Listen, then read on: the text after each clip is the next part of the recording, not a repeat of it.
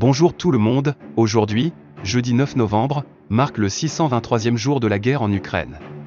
Pour commencer, un char russe est en feu après avoir rencontré un drone FPV ukrainien. Dans la journée, une base russe à Skadovsk a été prise pour cible et entièrement détruite. Les Russes affirment que 3 missiles ont été abattus, mais que l'un d'entre eux a touché un bâtiment privé. Parallèlement, le commandant du groupe opérationnel et stratégique Tavria, Oleksandr Tarnavsky, rapporte que les forces ukrainiennes ont détruit un système de défense aérienne modernisé S-300B4, l'un des plus modernes et des plus coûteux de l'arsenal russe. Dans la région de Koursk, le Gauleiter russe Starovoy a déclaré que l'Ukraine avait ciblé une usine de beurre avec des armes à sous-munitions. Je me demande ce qu'il y avait réellement à l'intérieur de cette usine. Ensuite, 2 systèmes de guerre électronique et de brouillage très coûteux ont été détruits par la 58e brigade des forces armées ukrainiennes.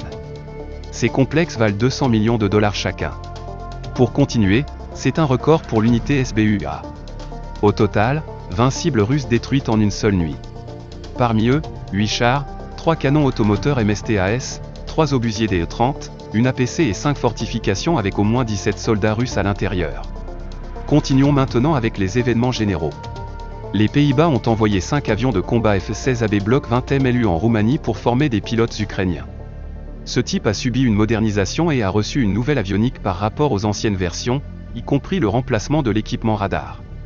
Les pilotes ukrainiens n'ont pas encore commencé leur formation en Roumanie, mais celle-ci devrait bientôt commencer selon le porte-parole de l'armée de l'air ukrainien.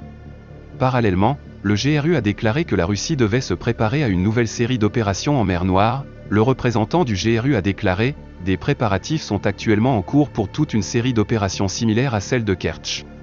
Il y a encore suffisamment de porte-avions calibre dans la flotte de la mer Noire. Il y aura plus de nouvelles à l'avenir. » Dans la continuité, les pays de l'Union européenne envisagent un plan de secours pour apporter une aide indispensable à l'Ukraine dans sa lutte contre la Russie au cas où la Hongrie opposerait son veto à la proposition actuelle de financement de 50 milliards d'euros. Regardons maintenant de plus près la situation sur le front. Pour commencer à Kherson-Krynki. Les combats se poursuivent à l'ouest de Krynki en direction de Kozachi-Laheri et au nord de Pischanivka. Des sources russes rapportent que des combats ont lieu dans la zone forestière juste au nord du T-2206. L'affût avance au nord de Pitstepn en direction de Kozachi-Laheri. Ensuite, à Bakhmut-Klishchivka.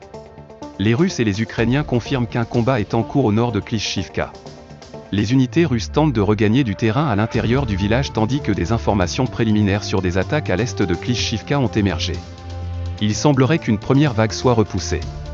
C'est la fin de ce résumé quotidien, rapide et fiable de la guerre en Ukraine. N'hésitez pas à vous abonner si vous aimez mon travail.